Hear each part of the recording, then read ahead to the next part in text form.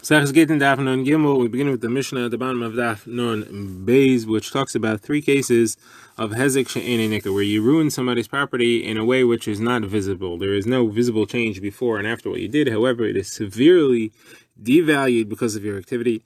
And we will discuss the halachos of these cases. So the Mishnah's three cases are somebody who's mitame someone else's taharis, that is, that person has truma, and somebody makes it tameh. So he's a kain, he can't eat it, it has to be burned. Then the next is if somebody mixes somebody's chulin in with truma, that is, you have a regular Yisrael who owns chulin, regular food, and then somebody else mixes truma into it. It's not tameh, but now the only person who can eat it is a kohen, therefore he has to sell it to kahanim, and of course the market is much smaller, so the price drops significantly, so it's worth much less. And the third case is menasech, somebody who makes someone else's wine into yayin nesach. Yayin nesach is wine that was poured for avodah zarah, poured or even shook in the bottle for avodah zarah. So these are the three cases. What's the halacha? So the halacha is if you do it by accident, you're not chayiv, you're potter. If you do it on purpose, you're chayiv, meaning you have to pay for the damage that you did. So the Gemara begins by first wanting to know what is the case of menasech. He made someone else's wine, yayin, and nesach. How do you do that? So Machlokes Rav and Shmuel. Rav says he took it and he poured it for avodah zarah. Now obviously he didn't pour it out; it would be gone. But he shook the bottle, and therefore he's made it into yayin and nesach. Shmuel says no. He took other yayin nesach and mixed it into this. Since it's that wine is still mutter, but since there's yayin nesach mixed into it and it's not batel, it's no longer usable, and therefore it's a hezek. So the Gemara wants to know why did they not like each other's pshat. So the Gemara says Shmuel did not like Rav's pshat that he was really menasech it, he really made it yayin and nesach, because that means that he did avodah zarah. If he did avodah zarah and that avodah zarah also caused him a monetary obligation, something like this case where he made someone's wine yayin nesach at the same time that he was avodah zarah. We have a rule in Shas called kamlei v'deravim that you get the bigger punishment, and the smaller punishment, the smaller repercussion is canceled. So here he's going to be avodah zarah, he gets skila. So he won't have to pay for something that for a financial obligation like this that he caused the damage at the same time that he did something which causes him skila. So therefore you have that's why the Mishnah couldn't say that he's chayiv. That's what Shmuel holds. What does Rav hold? So Gemara says Rav holds like Rabbi Yirmiyah that says that no, the obligation to pay comes from when he lifts up the bottle before he even does any activity with it. Then he's already taken it into his own possession, and now he's stolen it. Now he has to pay for it. That's when the monetary obligation is. And later, when he shakes it or he pours it, that's when he does the avodah zarah. So it's two slightly disparate moments, and therefore you have two separate chiyuvim. You first owe the money, and then he gets the skila. Now, why did Rav not want to say like Shmuel that it's mixed in? So Gemara says very simply because mixed in, we already had that case. We had the case of somebody who mixed in a chulin and truma. He put truma into somebody else's chulin. So what's the difference if he put yayin nesach in his wine or if he put truma in his chulin? So Gemara says Shmuel says that's not a problem. You can't learn from one case to the other because both of these are knas. These are not a payment that you're paying back what you took. Because since it's hezek she'ein nikah, there's no visible difference. You don't have a payment for what you took. This is viewed as a fine. It's a penalty, the payment that you need to pay. The Chazal created. And you cannot learn one penalty from another because the rules are different. Therefore, the Mishnah has to mention both of them. Now, the Gemara wants to know why do we need all three cases in the Mishnah? Metame, Midameh, and Menasech. So the Gemara says, according to Shmuel, that we said you can't learn one kanas from another. Obviously, you have to say all three because you can't learn one from the other. However, according to Rav, who obviously doesn't agree with Shmuel because he says you wouldn't have to mention Midameh and Menasech if it meant mixing. They both meant mixing. So according to Rav, why do you have to have all three? So the Gemara explains, if you would have only said Metame, then I would have said that that's because you destroy the entire thing. When you metame truma, or even if you metame chulin, we hold it as us to be metame chulin because there are people who eat their chulin only al taras hakodesh, only with the halachas of truma. So the halacha, therefore, is you destroy the entire thing. The entire thing is tamei. There's nothing left that's usable. So in that situation, it is, I would say, you're chayiv. However, in the case of mixing in, where you mixed in, but all you did was mix truma into it, but it's still usable, you could even still sell it to kahanim. So I would think that case, you would not have to pay so much. Now, if you only say the case of mixing, I would say, because that's common, people mix truma and chulin all together, happens often. But metame, which doesn't happen often, I would say maybe Chazal didn't make a gzera that you need to pay there for the hezek she'ein nikah. We don't often make takanas or gzeras for things which aren't frequent. Now, if you would have mentioned metame and midamea, So then I would not have known Manasech, and then that's because the reason, like Rav holds, because of Kamlim the Rabbinei, I would think that because he's getting skila for being out of a Dezara, he would not have to pay. And therefore the Chiddush that the Mishnah is teaching me is halacha of Rabbi Yirmiyah, that it's 2 different times that he's chayiv the money as soon as he lifts it up, and he's only chayiv skila when he actually shakes it or pours it for Avodah Zarah. Now, the Gemara says, we're not finished with this, because there's a brisa brought by Avua, the Rav Ovin's father, that says in the beginning, they used to have, this list was only 2 things. It was only Metame and Menasech. Medameh was added later. So the Gemara says, according to that, why do you need all 3? Because the order has to fit in the way things were added. So the Gemara says to the Tzricha, the reason that you need each one is different here. You have to start from Metame and Menasech. So if we only had Metame, I would not have known Menasech. I need the brisa to add Menasech, again, because of Kamlim Midrabine. Like we said before, I would think that you don't have to pay because you're chayiv for skila. And if it would have only said Menasech, then I would think that's because the entire thing is destroyed. But Metame, when the entire thing is not destroyed, Rashi explains why is Metame the entire thing not destroyed. Before we said it is destroyed, where it means because Menasech becomes also Behana, you can't use it for anything. But Metame, you could still use it for firewood. So it's a little slightly less, so you can't eat it at all, but it still has a function. You could still do something with it because it's not asr bana, it's only asr to eat. Now, that's why those 2, at the stage we had those 2, that's why those 2 were needed. Now, if you would have only said those 2, this is why we added Midamei last, because those 2 are all a full loss. Those 2 is a very large scale loss. But Midamei, like we said before, is only a small loss, because all you're doing is mixing it in. He has to sell it for less, so it would have said that you don't have to pay for that. The Gemara now moves on to discuss the actual halacha. The Mishnah said that for all these 3 types of damage, these 3 heziks, you have to pay only if you did it on purpose. If you did it by accident, you don't have to pay. So how do we arrive at that split? You have to pay for a mazid and not for shegeg. So it's a machlekes, what the daraisa is and what the rabbanan over here. So Chizki says, daraisa, the halacha is you should really have to pay because you destroyed the other person's thing, even though it's not visible, the effect that you made, but the destruction is there. Midaraisa, there's no difference between hezek that you see and hezek that you don't see. You're chayav for all of it. It's the rabbanon that said we're going to let you off if it was done by accident. And the reason is because we want you to inform the person as to what happened. And we're afraid that if you know that you have to pay, you might not tell the person. You'll say, listen, he can't tell. Nobody knows what I did. So, okay, so he'll eat tameya or he'll eat truma.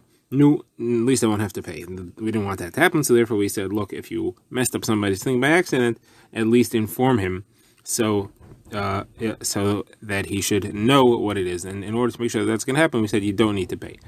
Now, the question is so then he should also have to inform me even if he did it on purpose. I mean, if he did it on purpose, he should have to inform him what he did. So we also don't want him to end up being over-ness. So the Gemara says if he did it on purpose, he's going to inform him. He destroyed the person's thing. He wants him to know that it's destroyed. He wants him to lose. So therefore, that's not an issue. Now, that is all Chizkiya's pshat. The Gemara says, Rabbi Yochanan says the opposite. Rabbi Yochanan says, Midaraisa hezek shenei nicker, a non-visible hezek does not count as hezek at all. There's no change, there's no difference, and therefore you shouldn't have to pay at all. It's the Rabbanan that said you have to pay if you did it on purpose, and that's because we're afraid people are going to walk around being mitami. Though, if you're angry at someone, you'll go be mitami his thing, and you'll say, I don't have to pay for it, and you get away with it. To prevent that from happening, we said if you're going to do it on purpose, you have to pay. Of course, no one's going to do that. There's no question of something like that happening by accident, so therefore there's no need to make a shegeg need to pay. The Gemara now wants to bring proofs. Do we hold that midaraisa hezek shenei nicker is called hezek and yichayv for it, or it's not called hezek and you put it for it? So Gemara brings a Mishnah and says that a kohen who's bringing a carbon and he does what's called pigul. He intends to do the avodah of the carbon at the wrong time while he's doing the shechita of the carbon. Like that is that the carbon is aser and the bailam did not fulfill the chiyuv. So the halacha is if he does that, he has to tell the owner and he also has to pay him for it because he messed it up. So the Mishnah says that. It says that he needs to pay him. And we learned that that's because of tikkun olam, that the kahanim should be wary to make sure that they don't do that. So the Gemara says, well, this is a hezek she'enei nicker. You can't see that he was mefagal, that they had the wrong thing in mind. So why are we saying it's a tikkun olam? According to, if you want to say that hezek she'enei nicker is a hezek, so it's not tikkun olam, it's halacha d'oraisa. Obviously, hezek she'enei nicker is not hezek, and it's tikkun olam that you have to pay. Someone says, no, it's the opposite. What we mean to say is that if you do it on purpose, you have to pay. That's what the Mishnah says. If you did it on purpose, you have to pay. The implication is if you did it by accident, you don't have to pay. That's a taken oilam because we want to make sure he's going to inform him. And that's what we're referring to. That the Raisa is hezek sheni nicker, and it is a hezek. It's only midrabanan that you don't have to pay if it was by mistake, so that you'll inform him. There's another proof in the case of somebody who worked with a paraduma or paraduma water. That's water that was already mixed with the paraduma ashes. The halacha is work with the paraduma. If you work the cow, you passel it, and it becomes obviously far devalued. Or if you work the water, you passel that, and that becomes significantly devalued as well. So the halacha is, Rabbi Elazar brings, that somebody who performs work with the paraduma water, is pater midine adam. The court cannot make him pay anything. In Shemayim, they're going to get him. He's going to end up suffering for it in the end. But here we aren't mechayiv. So the Gemara says a clear proof hezek she'enei nicker, which is what this is, because it looks the same after, is not a hezek. Because if it was a hezek, then the court should be able to obligate him. So the Gemara says he answered that it was the type of work that it's only work based on his thoughts. If it's only work based on his thoughts, that doesn't really count as a real hezek. And you're not going to pay in Dini Adam because we can't know. It's only in Shemayim that they're going to. How is the situation where it's work based on his thoughts? So Gemara says with a cow, he brought a cow into a pen normally. Cows can go into pens normally in order that it should be able to nurse. And that's a perfectly valid reason to go into the pen. However, there was grain in the floor of the pen, and he had in mind that should also thresh the grain. Had it just walked in there without him having that in mind, it would be fine, even if it threshed the grain. It's only because he had that in mind that it's a malacha. And therefore, you can't be mechayiv him in a dinei adam. Now, what about the water? So the water, he used it as weights. And he weighed out meat against it. So there, he didn't actually do anything. He just put water on the scale. He happened to know what the weight was, and he put things on the other side of the scale. And we have a mimer that it doesn't passel it, at least not in Medina Yadam. So the Gemara asks, what do you mean we have a halacha of Rava who says that using it as weights doesn't passel it at all? So that can't be the case here where he passels it by using it as a weight. Rava says it does not passel it. Rava says no, there's two ways of doing it. If you measure it on a balance scale, you didn't passel it because you didn't use it itself. We're talking about where you put the meat into the water and saw how much it displaces. You had a mark to see how much it rises. So Rava says that's not. Why should that be part of B'dinei Shemayim? Why should that be part of B'dinei Adam? There you use the thing itself. You literally manhandled it. If you're not chai for that, that's a great right that hezek sheni nicker is not hezek. Gemara says no, so I'll give you a different answer. You both use them on the balance scale. One is where you were careful that it shouldn't do any malacha with it. The other one is you had hesech hadas. Because you're using it, you weren't focusing on keeping it secure as paraduma water, and that itself is a psul. Gemara now brings another raya. The machlok is whether hezek sheni nicker is called hezek or not. The Gemara quotes a kasha esper of Papa. It says if somebody steals a coin and he returns it, but by the time he returned it, the coin was canceled by the government and no longer has any value. Or if he takes truma and it became tameh and then he returned it. Or if he stole chametz, but then Pesach went by and it became aser bahana. So all these three things, he returned exactly the same thing that he stole, but it just no longer has any value. So the halacha over there, we say, is that he could say, listen, I'm giving back exactly what I stole, and you have no taina on me, because if you would have had it, it would be the same issue. So the halacha is when you return something, you either have to return the value or the thing itself. Here he's returning the thing itself. So Gemara asks, if hezek she'enei nicker is called hezek, then he's giving it back to him, but it's not the same thing. He's giving back to him a destroyed version, because it's destroyed. Now that destruction might be invisible, but it's still destroyed. So obviously this is a proof that hezek she'enei nicker is not called a hezek, and therefore he's giving him back the same thing. And there's no effect on what I'm giving you that it happens to be that it became valueless in the meantime. Okay, so the Gemara accepts this as a proof. The Gemara says it's a kash on the one who says hezek she'enei nicker is called hezek.